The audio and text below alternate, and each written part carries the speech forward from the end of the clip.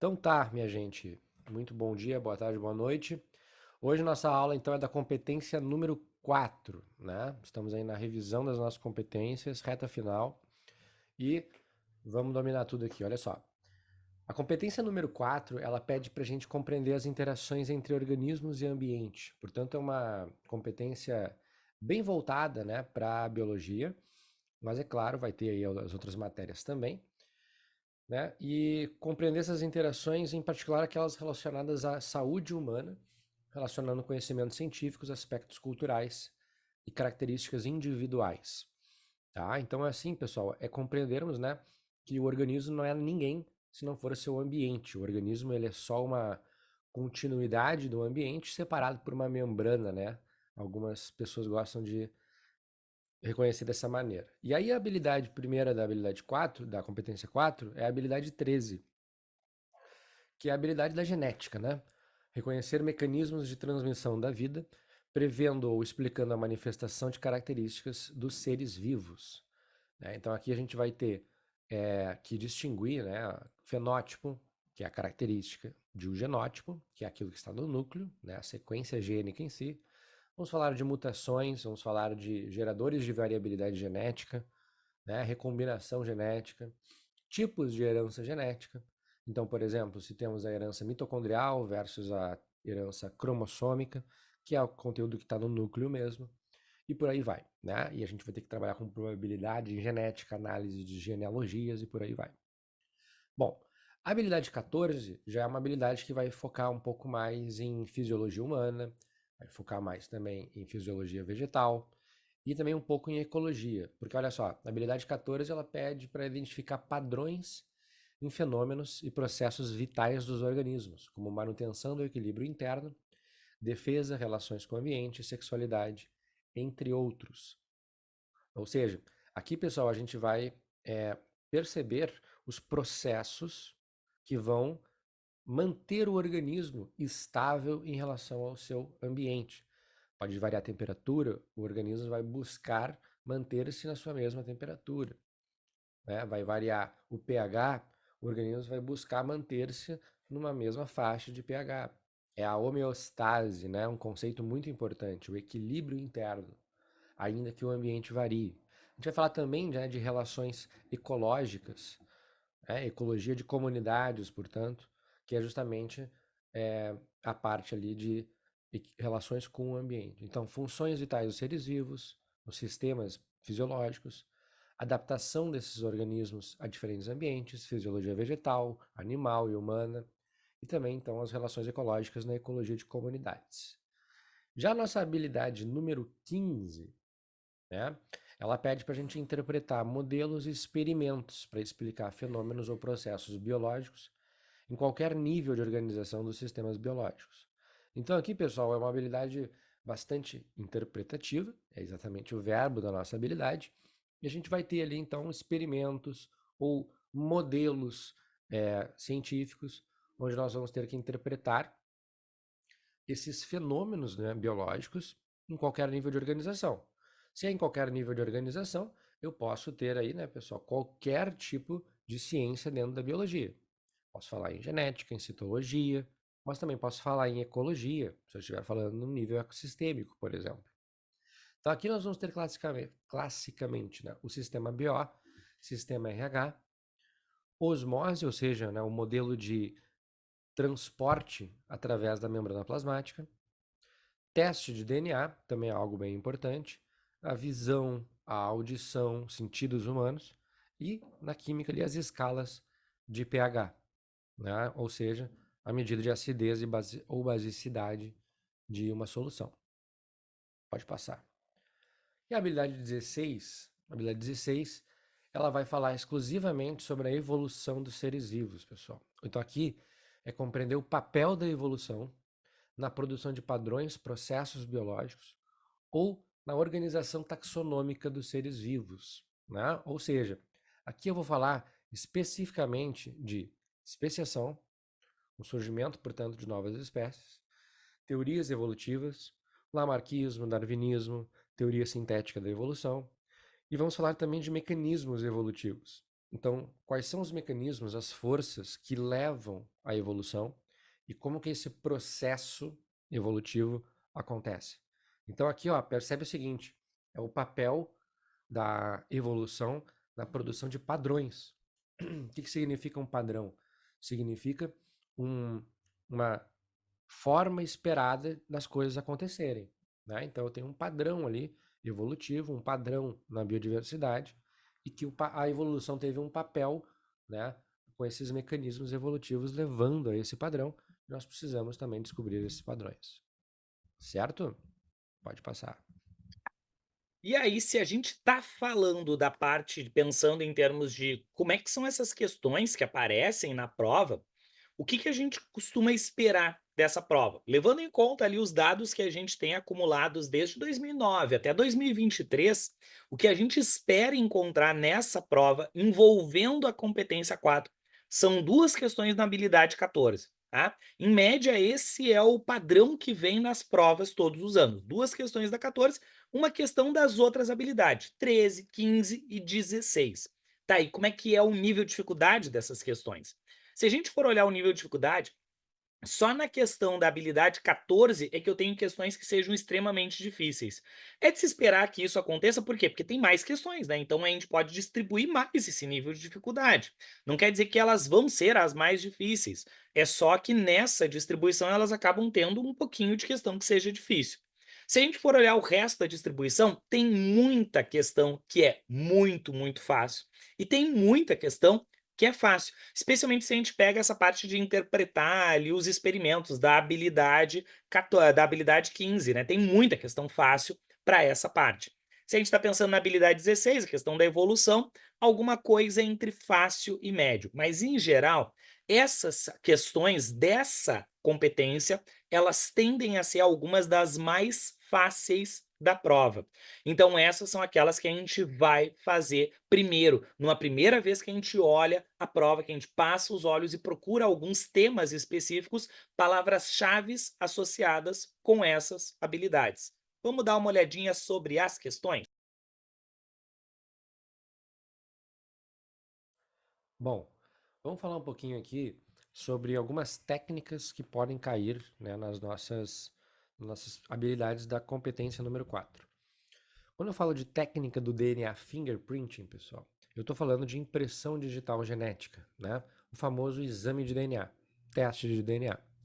E o teste de DNA, ele é feito com base, né, numa técnica chamada de eletroforese em gel, que é o que a gente está vendo ali, né? O esquema do gel 1 e o esquema do gel 2. O DNA, por ser negativo, ele vai percorrer um campo elétrico, né? Se eu aplicar ali uma corrente, e ele vai migrar neste gel, tentando nadar, digamos assim, bem entre aspas, né? Até a próxima ponta da nossa piscina de gel, né? De DNA. Nesse gel, o DNA vai tentar percorrer, só que o DNA, ele vai haver ali sequências maiores e menores. As sequências maiores ficam presas nesse gel, elas não conseguem migrar com muita facilidade e, portanto, elas vão ficar mais, né, na frente, na, na parte inicial da corrida e não vão conseguir migrar longe. Uma sequência gênica menorzinha, ela consegue ir mais longe, ela consegue atravessar essa rede molecular que é o gel ali que nós estamos utilizando e chega mais longe. Portanto, eu posso dizer que o alelo 1 ele é maior que o alelo 2 e que é maior que o alelo 13 e maior que o alelo 4. Esse alelo 1 ele é uma sequência gênica maior e por isso ele fica preso no início do gel, certo? Então, o que nós estamos vendo é o padrão de bandas moleculares após, né, essa corrente elétrica e a migração das sequências gênicas. Então, aqui, pessoal, eu estou vendo o seguinte: dois locos gênicos. O que é um loco gênico? É uma região do cromossomo, é para eu saber a altura onde está aquele alelo, né, no cromossomo específico. Então, tem o loco A e o loco B. Nesse loco A, o indivíduo ele pode ter quatro alelos diferentes. O alelo 1, 2, 3 e 4. No loco B, eu tenho cinco alelos diferentes. O alelo 1, 2, 3, 4 ou 5. Toda pessoa, todo ser vivo é constituído de dois alelos. Isso forma o genótipo dele. Ele herda um alelo da mãe e outro do pai. E esse exame de DNA aqui, a gente pode ver muito bem que eu tenho, por exemplo, M, que seria a mãe, S1, que seria o filho, nesse caso é uma semente, né? É semente 1, então. E eu tenho também os possíveis pais dessa planta, que seriam os doadores de pólen, por isso DP1, DP2, 3, 4 ou 5. Então é um exame, né, de um teste genético ali de, é, de uma planta em si. E eu preciso saber de quem é o pai, né, da S1, se é DP1, 2, 3, 4 ou 5. Como é que eu faço isso, né? Bom, vamos ver direto na questão, eu acho que na nossa próxima questãozinha, né? Perfeito. Só comentando aqui essa questão, pode voltar ali que eu já mostro ali. Por exemplo, né? Uh, vamos analisar ali no loco algo que é importante para a gente compreender, né? Vamos analisar ali no loco B, tá? S1. S1, no loco B, ou seja, no esquema do GEL2, ele apresenta só o alelo 3. E fica parecendo que ele só tem um alelo, o alelo 3. E que, portanto, ele não seria, digamos assim, um azão ou azão-azinho, ele seria só um azão. Não, né? A semente, ela não é constituída de só um alelo. Ela tem os dois alelos. Ela tem que ter os dois alelos, porque ela é diploide, ela é fruto da fecundação, né, de um pólen, né, na flor. Então ela precisa, que nem nós somos diploides, nós somos produtos da fecundação, né, do óvulo e do espermatozoide. Portanto, eu preciso ter um alelo de cada progenitor. Isso significa, então, que o alelo 3 está sozinho ali? Na verdade, não. Né? O que eu tenho é um indivíduo que é homozigoto. Portanto, o alelo 3 vai migrar neste gel até chegar numa altura ali específica. Só que como o indivíduo tem dois alelos a 3, ou seja, ele é A3A3, seria o famoso homozigoto, né? Ele vai, aquele alelo 3 vai marcar na mesma altura do gel. Não é que ele tem um alelo só, o alelo 3, é que ele tem os dois alelos, alelo 3. E, portanto, a gente vê só uma banda genética, porque os dois alelo 3 chegaram na mesma altura do gel. Certo? Então, essa seria a constituição genotípica desse indivíduo. No loco A ele tem A1, A2, e no loco B ele tem A3, A3. Agora sim pode passar. Bom, então essa é a questão, né? A questão diz assim: considerem um fragmento ambiental uma árvore matriz com frutos M e outras 5 que produziram flores e são apenas doadoras de pólen. Então é do DP1, 2, 3, 4 e 5. Então eu tenho a mãe e tenho os pais. Foi excluída a capacidade de autopolinização das árvores, ou seja, a questão está deixando bem claro que não há possibilidade de uma árvore, da árvore matriz, ter feito uma autopolinização, ou seja, ter pegado um pólen de si mesmo e fecundado a flor. Então ela diz, não tem isso, tem que ter um pai, que é diferente da matriz da mãe. Os genótipos da matriz, da semente 1, e das prováveis fontes de pólen foram obtidos pela análise de dois locos, A e B, de marcadores de DNA conforme a figura. A ProGNS1 recebeu o pólen de qual doador? Então é o famoso exame de DNA de planta, né? Bom, pessoal, como é que eu faço isso? Qual é o meu procedimento aqui, o passo a passo? Eu olho para S1, que é o filho, e busco a constituição genotípica dele, alelo 1 e 2, no esquema de GEL1. Busco a correspondência na mãe, na matriz. O que eu percebo? Que a matriz doou o alelo 1, né? E o alelo 2, que está em S1, foi doado por algum doador de pólen, porque a mãe não doou. Então, eu busco sempre a correspondência, né? No filho, eu busco na mãe e depois nos pais. E esse alelo 2, qual dos doadores de pólen pode ter doado? Somente o 2 ou o 5. Os outros não têm esse alelo para doar. Então eu fico entre letra B e letra E. Agora, para verificar de forma inequívoca, eu vou para o esquema de GEL2. Então S1 tem os dois alelos, alelo 3. A mãe forneceu um, E o outro doador de pólen, que pode ter fornecido, eu excluo 2 agora e fico com 5. E por isso, a alternativa letra E é a resposta correta. É muito simples, é só a gente bater, né, digamos assim, associar ali as bandas genéticas com matriz e com os pais possíveis, certo? Então tá. Bom, já migrando então para uma próxima habilidade, a gente pode ver aqui um assunto muito importante, já falando em fisiologia, a regulação da glicemia. O que é a regulação da glicemia? A regulação da glicemia é justamente a regulação da taxa de glicose no sangue. Né? E quem faz isso? É um hormônio, é um regulador chamado de insulina. A insulina ela é produzida no nosso pâncreas. O pâncreas ele tem as células beta e as células alfa. A responsável por produzir insulina é a célula beta e a célula alfa é a responsável por produzir glucagon. Então, esses dois hormônios, insulina e glucagon, eles regulam, né, o meu metabolismo energético. Por isso que a insulina é considerada um dos hormônios mais fundamentais do organismo, porque ela regula como que eu estou utilizando a minha molécula energética, que é a glicose.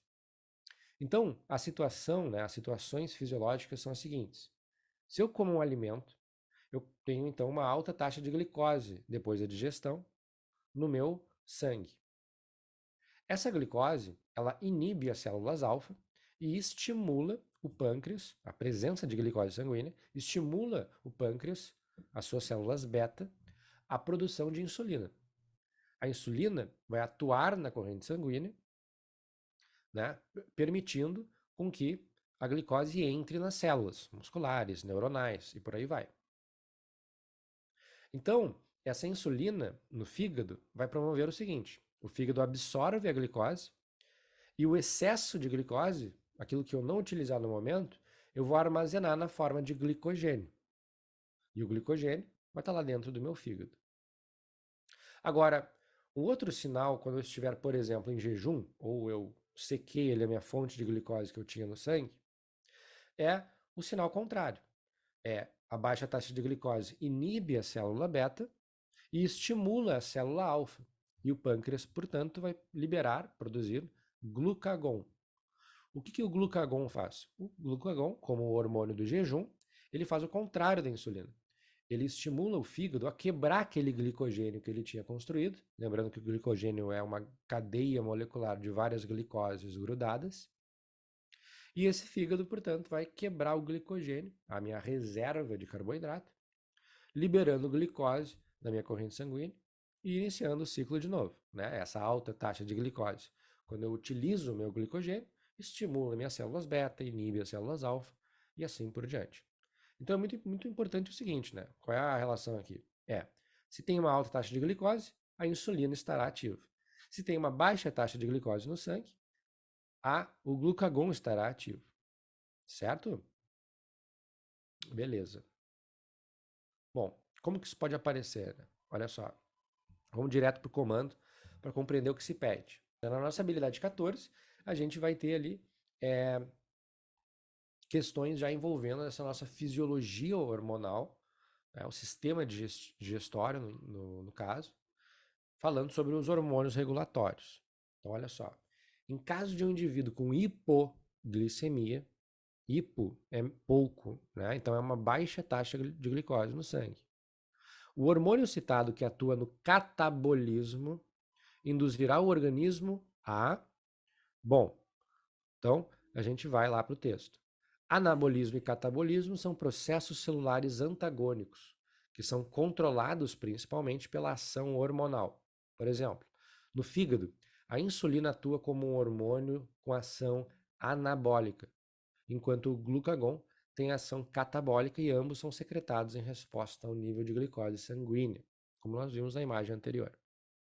Então, o glucagon é o catabólico, é o que atua no catabolismo. Por que ele atua no catabolismo, né? É isso, então, que as alternativas vão tentar nos explicar. Bom, então o hormônio que atua no catabolismo, o glucagon, induzirá o organismo a realizar a fermentação lática. Não. O glucagon não tem essa função, né? A fermentação lática é utilizada somente em metabolismo anaeróbico. Letra B. Metabolizar aerobicamente a glicose. Não. Quem vai fazer isso são as enzimas da glicólise. Letra C. Produzir aminoácido a partir de ácidos graxos. Nada a ver. A gente está falando aqui de metabolismo de carboidrato, não de aminoácido e nem de gordura. Letra D. Transformar ácidos graxos em glicogênio. Não. A gente não faz isso, né? A gente não. Ácido graxo vai virar gordura e isso vai ser depositado no nosso tecido adiposo.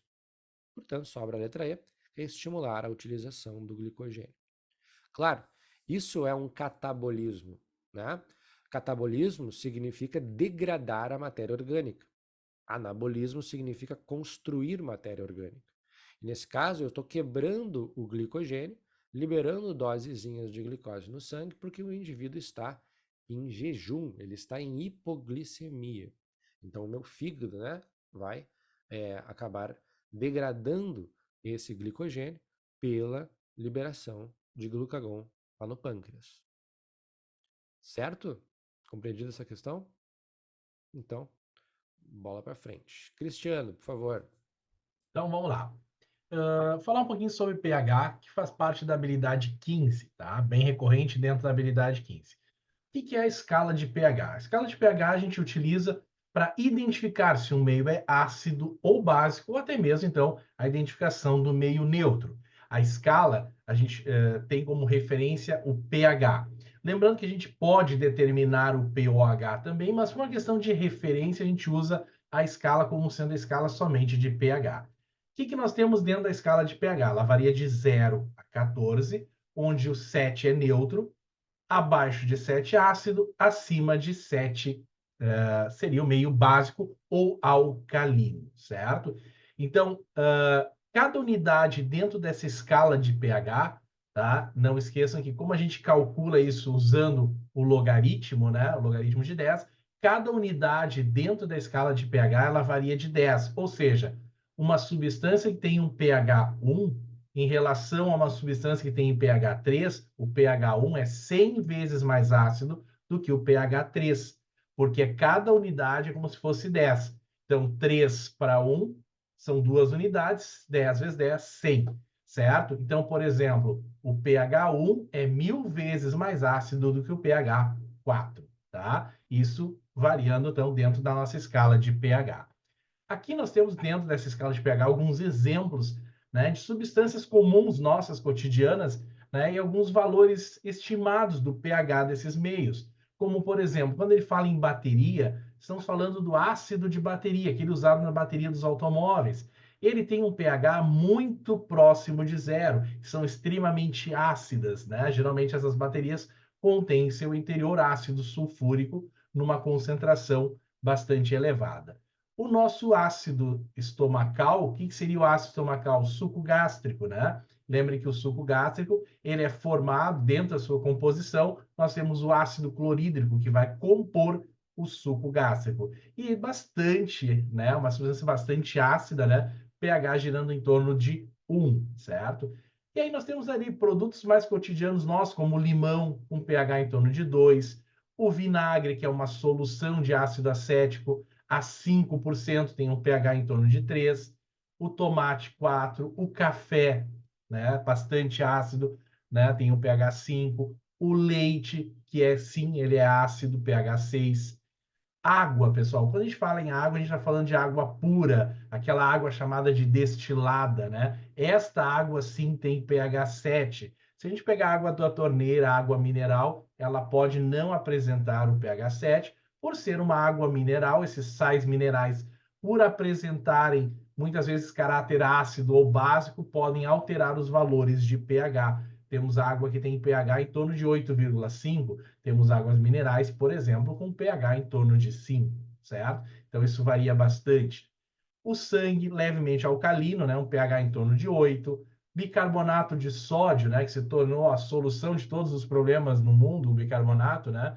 A misturinha de bicarbonato com vinagre, tu resolve tudo, né? O bicarbonato, pH em torno de 9. né? Aqui a gente tem o antiácido estomacal.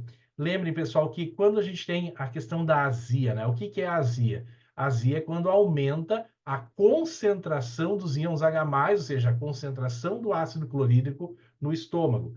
E aí o que acontece? Você tem aquela sensação de queimação. As paredes do estômago, elas suportam o pH bastante baixo do suco gástrico. Porém, por alguns N motivos, ele pode haver uma alteração e a gente tem que tomar um antiácido, né? Esses antiácidos estomacais têm um pH em torno de 10 para poder regular com a acidez, certo? Solução de amônia, esses produtos de limpeza à base de amoníaco, né? Em torno de 11, sabão 12, os alvejantes 13, né? E o desentupidor líquido, né? Ou seja, desentupidor líquido, basicamente, ele é a base de soda cáustica, hidróxido de sódio, que tem um pH bastante elevado, em torno de 14, né? Caracterizando, então, como uma substância extremamente básica ou alcalina.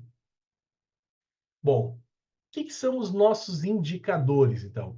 Lembre que indicadores são substâncias que a gente utiliza para indicar se um meio é ácido ou básico, ou até mesmo neutro, porque a gente pode também utilizar ele para este fim. Existem dois indicadores que são extremamente importantes e muito conhecidos, que é a fenolftaleína e o tornassol. A fenolftaleína, ela é um indicador que ela só vai gerar um efeito se o meio for básico, ou seja, ele é o fenolftaleína, ele é um sólido que a gente dissolve em álcool, né, em uma solução alcoólica, e a gente vai pingando, né, nas nossas amostras para identificar se o meio é ácido ou básico. Se o meio for ácido ou neutro, não tem como identificar porque ele continua com a mesma coloração, ou seja, ele mantém a cor da solução inicial, né, incolor. Agora, se o meio for básico, ele deixa com a coloração rosa.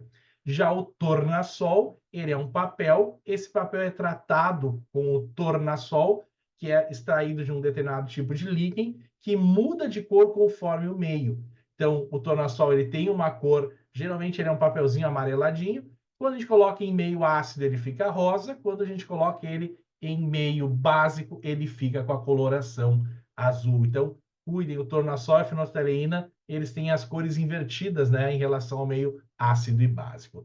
Também, pessoal, a gente tem a possibilidade de obter, a partir do repolho roxo, um indicador caseiro, né? A gente pode cozinhar folhas de repolho roxo, recolhe-se esse suco, vamos dizer assim, obtido do repolho roxo, e a gente pode usar isso para testar o meio se ele é ácido ou básico. E dá, inclusive, até para criar uma escala de pH. Se tu tiver já, por exemplo, meios com o pH já definido, tu consegue criar, inclusive, uma escala de pH usando o suco do repolho roxo, né? Em meio aquoso, obviamente, então isso ele fica, né? A gente prepara ele em água, né? E ele adquire a coloração, tons avermelhados em meios ácidos, ele fica com tons mais puxando para o azul, né? Desculpe, verde, né? Para o meio básico, e ele fica também com uma cor vermelha quando neutro, né? Então a gente consegue aí criar uma medida, uma escalinha de pH. O alaranjado de metila, que adquire a coloração vermelha em meio ácido, uma cor amarelo-laranja, amarelo-alaranjado em meio básico e também quando neutro. O azul de bromotimol, que é outro indicador bastante conhecido, que ele tem a característica de ficar amarelo em meio ácido e azul em meio básico e neutro, né? E aqui uma questão em relação à hortênsia, né? A hortênsia é uma flor que ela muda a sua coloração de acordo com o meio, ou seja, de acordo com o pH do solo, ela muda de coloração. Elas tendem a ter flores azuis em meio ácido e tendo flores rosas em meio básico. Então, se a gente conseguir variar, né, a alcalinidade do solo, eu consigo, por exemplo, que a flor de hortênsia ela mude de coloração, certo? Pode seguir. Então, aqui a gente tem uma questão da segunda aplicação de 2019, referente à habilidade 15, que propõe o seguinte, ó, em uma atividade prática, um professor propôs o seguinte experimento. Materiais, copo plástico pequeno, leite e suco de limão. Procedimento, coloque leite até a metade do copo plástico e, em seguida, adicione lentamente 20 gotas de limão. O que diz o comando dessa questão? levando-se em consideração a faixa de pH do suco de limão, a composição biomolecular do leite e os resultados que os alunos observaram na realização do experimento, qual processo digestório estaria sendo simulado? Pessoal, o que a gente tem que ficar atento aqui? Nós estamos usando suco de limão e leite. Então, a gente pegou um copo, colocou até a metade de leite e foi adicionando suco de limão. O que a gente espera ao adicionar suco de limão no leite? A gente vai observar aqui que o leite, né? O leite ele já é levemente ácido. Se eu aumentar ainda mais essa acidez, ou seja, quando eu falo aumentar a acidez, é diminuir o pH, e o leite, quando ele atinge um pH igual ou inferior a 4,7, ele vem a talhar, ele vem a azedar, como a gente costuma dizer, né? Ele começa, então, a haver uma certa degradação, né, no leite. O que acontece? O limão, o suco de limão, ele é bastante ácido, então, em contato com o leite, ele faz com que haja o quê? A degradação das proteínas do leite, certo? Então, qual o processo aqui ele está simulando com esse experimento? Letra A diz ação do bile sobre as gorduras no duodeno. Letra B, ação do suco pancreático sobre as gorduras. Ação da saliva sobre os carboidratos na boca. Ação do suco entérico sobre as proteínas no ilíneo. E letra E, ação do suco gástrico sobre as proteínas no estômago. Pessoal, de acordo com o experimento, a gente está se aproximando muito mais do que da ação do suco gástrico sobre as proteínas do estômago. Lembre que o leite, em sua composição, tem a caseína, que é uma proteína, e ela é degradada quando a gente adiciona, né, o suco de limão. A gente consegue, então, fazer com que haja uma alteração, né, na sua estrutura, havendo, então, fazendo com que o leite venha a talhar, né, como a gente costuma dizer, ou seja, o leite fica azedo, certo? Então, alternativa, letra E.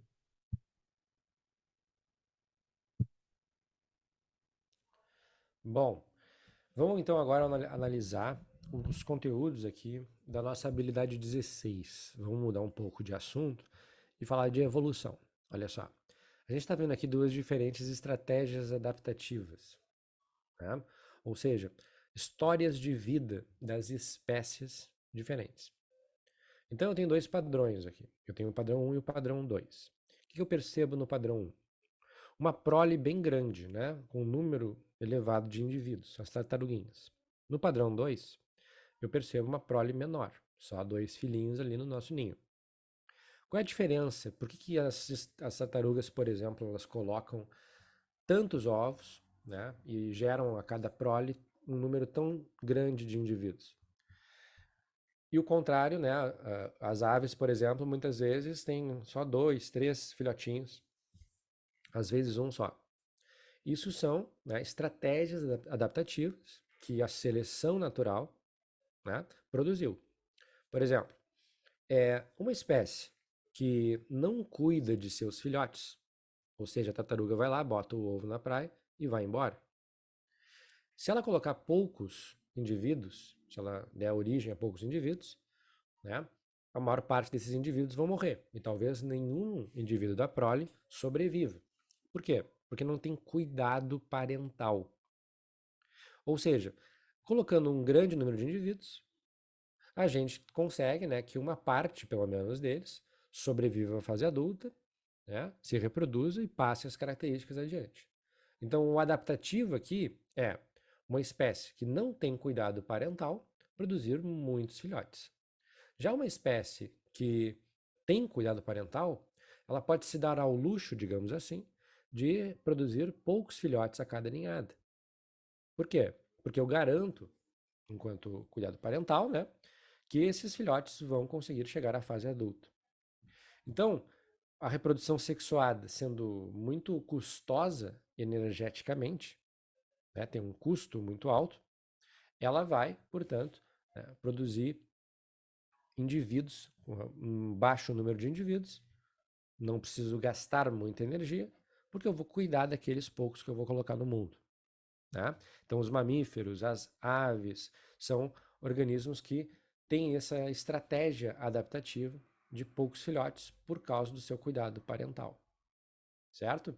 Então aqui, pessoal, a gente já percebeu o papel da evolução na produção de um padrão evolutivo, né? Esse padrão evolutivo são as diferentes estratégias reprodutivas, certo? Pode passar, vamos ver o que nós temos aí. Olha só, essa questãozinha aqui da habilidade de 16, né? Lembrando, compreender o papel da evolução na produção de padrões e processos, né? Da biodiversidade como um todo, tá? Essa questão aqui de 2016 diz assim, ó, olha lá o comando do item. Os padrões descritos evidenciam que, então, desde a proposição da teoria de seleção natural por Darwin, os seres vivos nunca mais foram olhados da mesma forma. No que diz respeito à reprodução de anfíbios anuros, que são os sapos, né, as rãs e pererecas, os cientistas já descreveram diferentes padrões reprodutivos, como os exemplificados a seguir. Espécie 1. As fêmeas produzem cerca de 5.000 gametas, que são fecundados na água, em lagoas temporárias de estação chuvosa.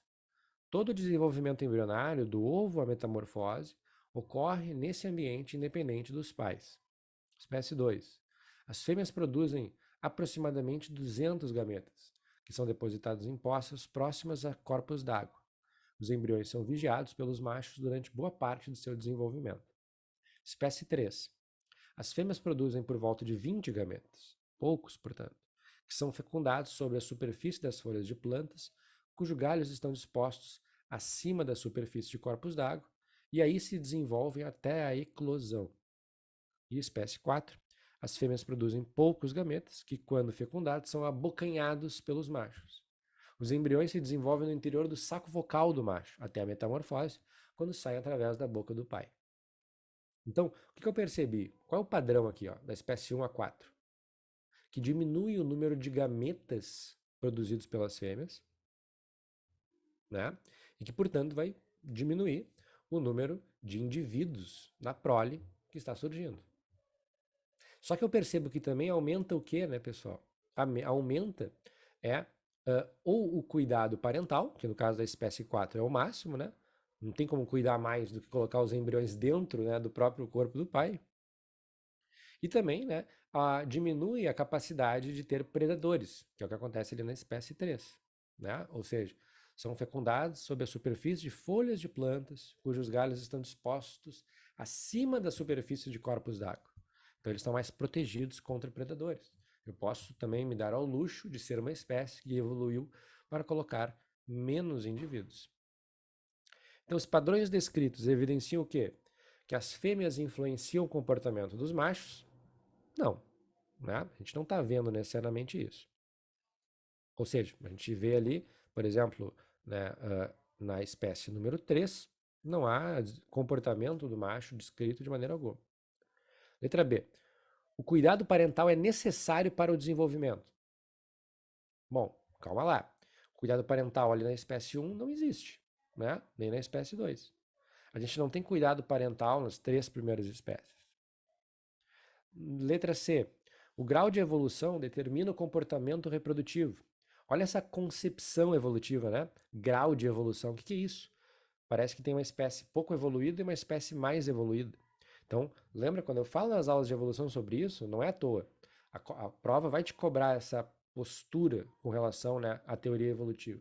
Não existe isso de grau de evolução. Nós podemos ter diferentes estratégias adaptativas. E ambas, todas elas, digamos assim, são igualmente evoluídas. Não é à toa que estão aí, né? Porque elas foram selecionadas pela seleção natural. Letra D. O sucesso reprodutivo pode ser garantido por estratégias diferentes. Bom, pode ser, né? Se está aí no mundo, espécie 1, 2, 3, 4, existe o sucesso reprodutivo, só que por estratégias diferentes. Mais cuidado parental, menos cuidado parental, mais gametas produzidos, menos gametas produzidos. Letra E. O ambiente induz a modificação na produção do número de gametas femininos. Que concepção evolutiva, que teoria evolutiva está por trás dessa alternativa, hein? Darwinista ou lamarquista? Lamarquista, né? O Lamarck que dizia que o ambiente induz a modificação no organismo. O ambiente promove a girafa a esticar o seu pescoço. E por isso o indivíduo vai ser modificado. E não é isso que acontece. O ambiente não induz modificação nenhuma. O ambiente só seleciona as variedades genéticas biológicas que já estavam na população e que têm uma vantagem adaptativa sobre as outras variedades. O ambiente não induz modificação, ele seleciona só. E por isso eu posso marcar a alternativa letra D, que é a única que me diz que, de fato, né, eu tenho sucesso reprodutivo em todas as espécies, 1, 2, 3 e 4, só que eu posso garantir ela por estratégias diferentes. Eu gosto muito dessa questão porque ela trata de vários conteúdos de evolução numa questão só, né? Fala de teorias evolutivas, fala de grau de evolução, fala de se o ambiente induz a modificação ou não.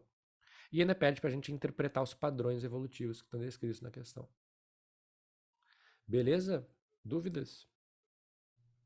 Bom, hoje então nós vimos as habilidades da competência número 4, lembrando, da habilidade 13, 14, 15 e 16, bem focada, né, em sistemas biológicos de maneira geral, principalmente biologia e química, né?